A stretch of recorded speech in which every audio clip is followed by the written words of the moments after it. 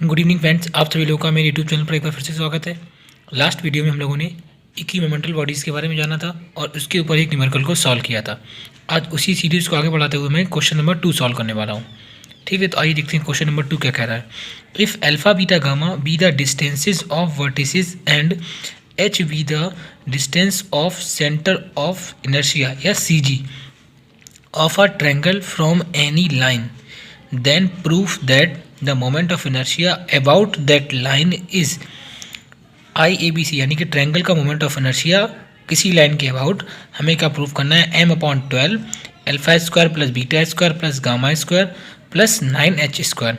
So guys, अगर आप लोगों ने मेरी पिछली वीडियो को देखा है तो उस क्वेश्चन में और इस क्वेश्चन में सिर्फ एक डिफरेंस आ रहा है कि यहाँ पर हमको h, ये जो हाइट है सी जी की उस लाइन से, वो और दे रखी है और बाद बाकी सारी प्रॉपर्टी वही है। और तो फिर रिजल्ट में क्या चेंज आया कि भाई वहाँ पे जो एक टर्म आ रहा था अल्फा बीटा, बीटा गामा और गामा अल्फा, उसकी जगह पर ये 9h स्क्वायर आ गया है। बाद बाकी प्रोसीजर भी वही है और रिजल्ट भी लगभग वही है, बट यहाँ पर h आ गया है। तो अभी क्वेश्चन क्या कह रहा है उसको लिए मैंने यहाँ पर एक फिगर ड्रा किया है जिससे आपको अच्छे से समझ में आएगा। ABC आपका एक ट्रायंगल है जिसका मोमेंट ऑफ इनर्शिया हमें LM, ये जो लाइन है इसके अबाउट फाइंड आउट करना है। इसकी वर्टिक्स ए की लाइन LM से डिस्टेंस अल्फा है, वर्टिक्स बी की डिस्टेंस बीटा है और वर्टिक्स सी की डिस्टेंस गामा है। और इस पर एक एक्स्ट्रा पॉइंट इन्होंने और बोला है कि इसका जो ट्रायंगल का सी जी है उसकी इस लाइन से डिस्टेंस स्मॉल h के बराबर है। ठीक है, तो आप इस ट्रायंगल का मोमेंट ऑफ इनर्शिया इस लाइन के अबाउट फाइंड आउट करके बताइए। तो जैसा पिछले क्वेश्चन में किया था मैंने बिल्कुल वैसा ही किया है। तो मैंने जो ड्रॉ किया उसको मैं यहाँ पे लिख देता हूँ। Consider a triangle ABC of mass m and distance of its vertices ABC from line LM are alpha beta gamma respectively। ठीक है, मतलब मैंने एक ट्रायंगल कंसीडर किया ABC जिसकी वर्टिक्स ABC है और उनकी लाइन LM से डिस्टेंस कितनी है, अल्फा बीटा गामा है।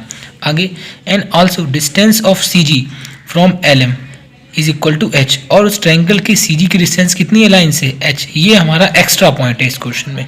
ठीक है, और बाकी हमारा प्रोसीजर वही रहेगा, इसी की वजह से हमारा रिजल्ट भी थोड़ा सा चेंज आएगा। अब हम लोग आगे बढ़ते हैं। We have to find moment of inertia of triangle ABC about this line LM, यानी कि हमको इस लाइन के अबाउट इस ट्रायंगल का moment of inertia find out करना है। For this triangle ABC can be assumed to be made by 3 equimomental bodies each of mass m/3 and placed at the middle point DEF of the sides BC, CA और AB। So इस moment of inertia को निकालने के लिए हम लोग ये मान लेंगे कि जो हमारा ट्रायंगल है वो 3 इक्विमोमेंटल बॉडीज़ के बराबर है जिनका मास कितना है, m/3 है। और ये कहाँ पे रखे हुए हैं तीनों बॉडीज़, DEF, और ये DEF पॉइंट किनके मिड पॉइंट हैं, BC के, CA के और AB के। तो आप लोग देख सकते हो जो D है वो BC का मिड पॉइंट है और जो E है वो AC का मिड पॉइंट है और जो F है वो AB का मिड पॉइंट है। ठीक है, अब भाई बात आती है कि F की डिस्टेंस क्या होगी इस लाइन से, D की डिस्टेंस क्या होगी इस लाइन से और E की डिस्टेंस क्या होगी इस लाइन से। सो मैंने वही लिखा हुआ है, such that distance of D from LM की से पॉइंट D की डिस्टेंस कितनी है, beta plus gamma by 2। Distance of E की डिस्टेंस कितनी होगी LM से, अल्फा प्लस गामा बाई 2। और distance of F from LM is equal to alpha plus beta by 2। हमें तीनों पॉइंट DEF पर जो मास है उसकी डिस्टेंस LM लाइन से पता चल गई है और मास तो ऑलरेडी पता है, इसका भी m/3 होगा, इसका भी m/3 होगा और इसका भी m/3। सो हम लोग इन तीनों पॉइंट पर जो मास रखा है उसका इस लाइन LM के अबाउट मोमेंट ऑफ इनर्शिया निकालेंगे और उन तीनों का सम करके हम इस पूरे ट्रायंगल का moment of inertia find out कर लेंगे। Now moment of inertia of triangle ABC about the line LM, ये मैंने लास्ट लेक्चर में भी लिखा था। तो ट्रायंगल ABC का मोमेंट ऑफ इनर्शिया क्या होगा भाई, जो D का मोमेंट ऑफ इनर्शिया है प्लस E का मोमेंट ऑफ इनर्शिया है प्लस F का जो मोमेंट ऑफ इनर्शिया होगा इस लाइन LM के अबाउट, उन तीनों के सम के ही तो बराबर होगा। सो मैंने वही लिखा है ID plus IE plus IF। अब ID का मोमेंट ऑफ इनर्शिया क्या होगा, मास इंटू परपेंडिकुलर डिस्टेंस का स्क्वायर। मास कितना है, m/3 है, बट परपेंडिकुलर डिस्टेंस कितनी, बीटा प्लस गामा बाई 2। अब चूंकि आप जानते हैं मोमेंट ऑफ इनर्शिया का फॉर्मूला क्या होता है, मास इंटू परपेंडिकुलर डिस्टेंस का स्क्वायर। सो मैंने स्क्वायर कर दिया है। वही चीज़ m/3 alpha plus gamma by 2 का square plus m/3 alpha plus beta by 2 का होल स्क्वायर। यहाँ से m/3 और 1/4 कॉमन आएगा। सो मैंने m/12 बाहर निकाल लिया है। अब क्या बचा कि भाई जब आप इसका होल स्क्वायर एक्सप्लेन करोगे, इसका होल स्क्वायर एक्सप्लेन करोगे और इसका होल स्क्वायर एक्सप्लेन करोगे, सो आपको क्या मिल जाएगा, 2 alpha square plus beta square plus gamma square plus 2 alpha beta beta gamma plus alpha gamma. So इसको मैं क्या कर सकता हूँ कि यहाँ से भी 2 और यहाँ से भी 2 मैंने कॉमन निकाला और वो 2 क्या करेगा, इससे कैंसिल कर देगा। सो आई ए बी सी कितना हो जाएगा, m/6 alpha square plus beta square plus gamma square plus alpha beta beta gamma और अल्फ़ा गामा। बट अब यहाँ पे क्या चेंज आ रहा है, अगर हम लोग रिजल्ट देखें तो रिजल्ट में हमारे पास क्या आ रहा है, अल्फ़ा स्क्वायर बीटा स्क्वायर और गामा स्क्वायर तो आ रहे हैं, बट जो लास्ट के 3 टर्म है उनकी जगह पर एच स्क्वायर आ रहा है। कितना, 9h²। यानी कि हमको इन तीनों टर्म्स को हटाना है और इनकी जगह पर 9h² को ला के लाना है। ठीक है, यानी कि हमें इन तीनों टर्म को रिप्लेस करना है 9h² से। सो हम लोग अब उसका यूज़ कैसे करेंगे, तो उसके लिए मैंने आगे लिखा हुआ है, since distance of C G of a triangle A B C from L M is equal to H. चूँकि हमें ट्रायंगल ए बी सी की जो सी जी है उसकी डिस्टेंस दे रखी है, कितनी, एच है, लाइन एल एम के अबाउट। ठीक है, सो अब अगर मैं इस एच का मान निकालूँ कि भाई क्या होगा, alpha plus beta plus gamma by 3 is equal to h. So यहाँ से alpha plus beta plus gamma is equal to 3h हो जाएगा। अब आप लोगों के दिमाग में आ रहा होगा ये चीज़ कैसे आई। सो मैंने यहाँ पे समझाने के लिए लिखा हुआ है कि अगर आपको कोई एक equilateral triangle P Q R दे रखा है जिसकी हर एक साइड स्मॉल ए के बराबर है और वर्टिक्स पी की डिस्टेंस किसी लाइन से कैपिटल ए, क्यू की डिस्टेंस कैपिटल बी और आर की डिस्टेंस कैपिटल सी है किसी लाइन से।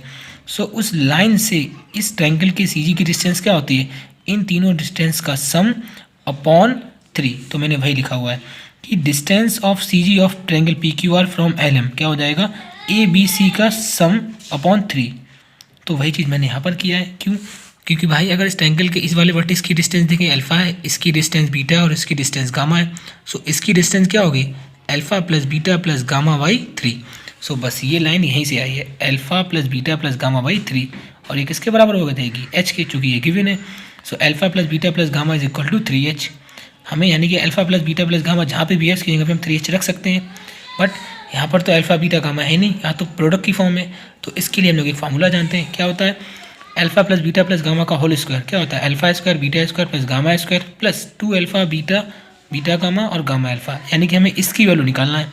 तो इसकी वैल्यू क्या निकलेगी, 2 alpha beta beta gamma gamma alpha is equal to, भाई ये तो ऐसे ही रहा, alpha plus beta plus gamma का होल स्क्वायर माइनस ये चीज़ पूरी इधर आएगी तो नेगेटिव की हो जाएगी, alpha square beta square gamma square. अब मुझे तो सिर्फ इसकी वैल्यू चाहिए, तो इस 2 का डिवाइड कर देंगे तो क्या निकला, अल्फ़ा बीटा बीटा गामा और gamma alpha is equal to 1/2। यानी कि मैंने इस वाले 2 का इन दोनों टर्म में डिवाइड कर दिया है।